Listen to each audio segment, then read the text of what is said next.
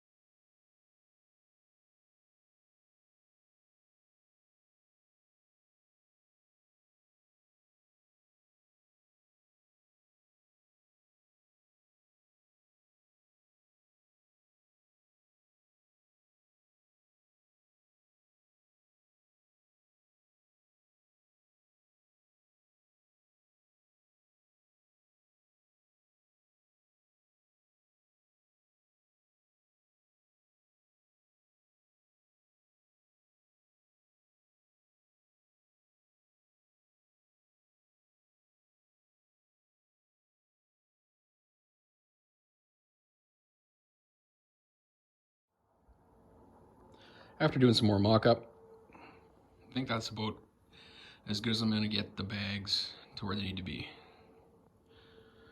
Can't really go much lower. Because if we're gonna weld these frames together, I need access to those bolts at the bottom there. But I have everything marked, and it kind of splits the difference. I need access to all 4 bolts so I can get that saddlebag into that chrome frame. So I think it's just time to get going on the welding. All right, that's the result after today. I don't have any time lapse because the GoPro is dead. But we welded the frame for the saddlebag to the frame from mounting the saddlebags. Bolted across there. Might clean this up a little bit, see what happens there. This one doesn't have the bag in it, but these are really damn solid, and a little bit of tweaking yet to make everything level. But that is actually a pretty good start, and I'm really happy with the results. So This bag is only in with 2 bolts right now out of 4, and it's still already solid. I'll be painting this rail black, which means it'll be black up here. We won't see it as much from the side, even though it's not bad. Did a little clearance for the shock. No, it's gonna be awesome once it's done.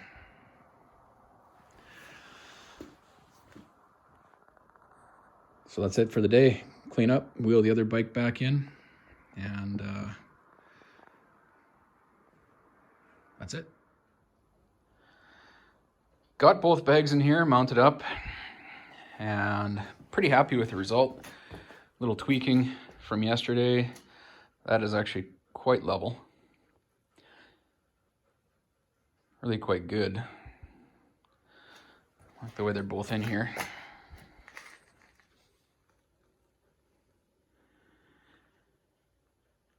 So I think the next step is to take the frames off, take the bags apart.